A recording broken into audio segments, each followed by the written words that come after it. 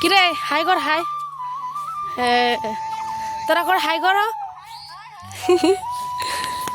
আল্লাহ high. অত মানুষের যে কথা এই ভিডিও করা নিয়ে যদি তোমাদের বোঝাতে পারতাম, তারপরেও শক্ত হাতে নিজের স্বপ্নটাকে জড়িয়ে ধরে এগিয়ে চলেছে দিনের পর দিন। আজও একটা স্বপ্ন পূরণ হলো ছোট্টখাট্ট, এই যে কষ্টের ফল।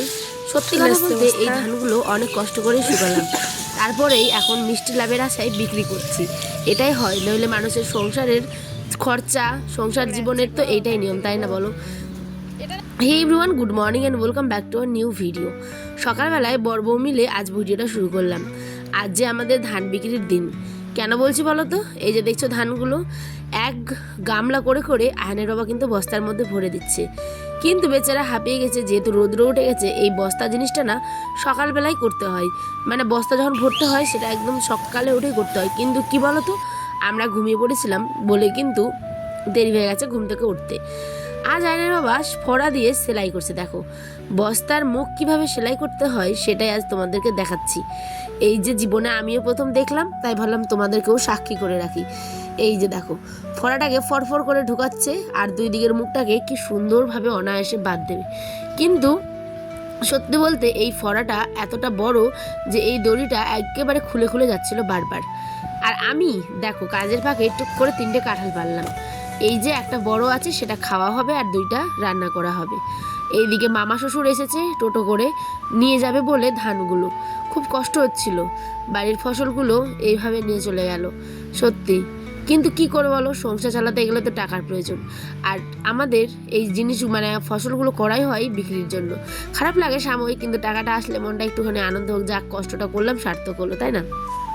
আর আমাদের যেহেতু সামনে একটা বড় কাজ হতে চলেছে, সেই কারণে কিন্তু টাকার ভীষণ প্রয়োজন। সেই জন্য তড়িঘড়ি করে ধানগুলোকে কিন্তু বেচতে বাধ্য হলো বর, বুঝতে পারলে?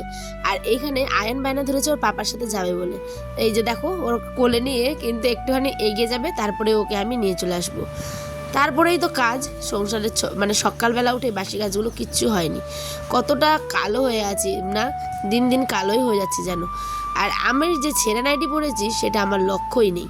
সত্যি কথা বলতে এই নাইটিটা বহু পুরনো, তাই একদম ভালো লাগে না। দেখো মাঠটা কি পরিষ্কার, কি সুন্দর লাগছে দেখতে। এদিকে পুকুর, গ্রামের রাস্তাগুলো দেখো কি সুন্দর হয়, ছোট্ট রাস্তা। আর এদিক দিয়ে কিন্তু যাচ্ছি আমরা, সবাই খিচুড়ি নিয়ে আসছে একে একে।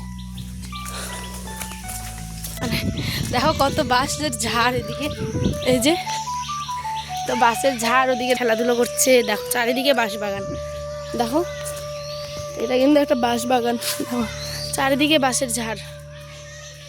তারপরে এদিক দিয়ে যেতে হবে সেন্টার, একটুখানি আগিয়ে গেলেই সেন্টার। এখানে দেখো বাচ্চাগুলো খেলাধুলো করছে। এই তো ক্রিকেট। কিরে হাই কর হাই। তোরা কর হাই কর। আল্লাহ হাই। সবাই হালি, আনন্দ হয়েছে। তো যাই হোক, এগুলো আনন্দ হতে অনেক মানে প্রেরণা জোগায়।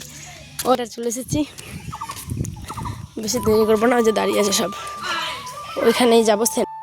গাছ দেখো ডিম নিয়ে নিয়েছি, এই যে ডিম হয়ে গেছে নেওয়ার।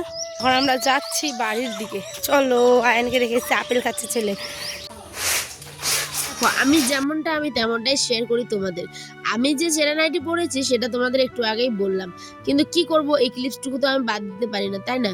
আর সত্যি কথা বলতে আমি চাইও না বাদ দিতে। আমি যেমন আমি তোমাদের সামনে ঠিক তেমনটাই আসতে চাই। কিন্তু কি হয়েছে বলো তো, এখানে আয়ান আমার বায়না ধরেছে মা আইসক্রিম খাও বলে। কিন্তু বাচ্চার মন রাখতে আমি এরমটা করি, ওকে মানে 3 ভাগের 1 ভাগ দিয়ে আইসক্রিম আর 3 ভাগটা আমি কিন্তু বাটি আইসক্রিমের যে কভারটা হয় সেটাতে নিয়ে একদম বাইরে চলে আসি। নাহলে গোটাটা খাওয়ালে কিন্তু বাচ্চার অবশ্যই পরিমাণে গলা বসবে। আর এই দিকে দেখো তড়িঘড়ি করে কাপড়গুলো কেচে নিলাম। সিম্পল আমার ব্লগ, তোমাদের এই ব্লগগুলোই এত ভালো লাগে যে কি বলবো।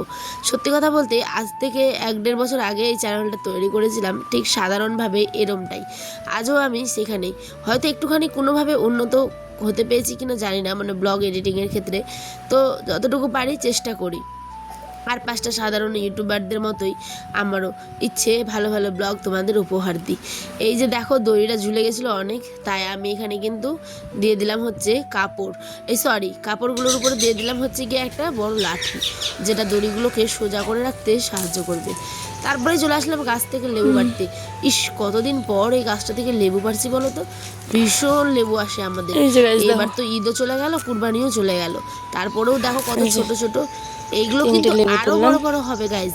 এটা একদমই ছোট দেহাতি, কিন্তু রস অনেকটাই ভরপুর। এখানে নিয়ে নিয়েছি কাঁঠালের তরকারি। ওই যে বলেছিলাম কাঁঠাল রান্না করবো, সময়ের অভাবে তোমাদের সাথে শেয়ার করতে পারিনি। কাঁঠাল ফাটাল রান্না হয়ে গেছে, ছেলেও ঘুমিয়ে গেছে, বর নিয়ে এসেছে দেখো 2টা বাজে যে ধান বিক্রি করে। আমাদের মা ছেলের জন্য নিয়ে এসেছে আমুল কুল, আর ওইখানে নিয়ে এসেছে একটা বস্তা, ঠিক আছে, চালের আর কি। আমি পাতলা করে কেটে তেলের মধ্যে হলুদ লবণ দিয়ে ভেজে নিচ্ছি। তাহলে কী হবে বলো তো, ভেজে নিলে অর্ধেক আলু কিন্তু এখানেই সেদ্ধ হয়ে যাবে। আর এই যে দেখো এতগুলো মাছ, তো পুরোগুলো রান্না হবে না, এখন জাস্ট 3টে মাছ রান্না করব, বাকিগুলো সকালে আবার, ঠিক আছে। আর এখানে মশলা করে নিয়েছি, আর প্রেসারে কিন্তু ভাত চলছে। মাংস আছে, কিন্তু মাংস আর কেউ খাবে না, রাত্রেবেলা খেলো, দিনে খেলো, দুপুরে খেলো, তাই মাংস খাওয়ার নাকি আর ইচ্ছে নেই। তারপরে কিন্তু টোটোওয়ালাকেও টাকা দিয়েছিল, তারপরে বেটি যে কাজ করেছিল ওনাকেও টাকা দেওয়া হয়েছে, অর্ধেক অর্ধেক এখনও বাকি। তো এই হচ্ছে আজকের আমাদের খাওয়ার দাওয়ার। আর ওইখানে আমরা একটা সিরিয়াল দেখছিলাম। তো ব্লগ কেমন লাগছে অবশ্যই কমেন্টে জানিও। বেগুন দিয়ে মাছ রান্না ছিল রাতের। টাটা।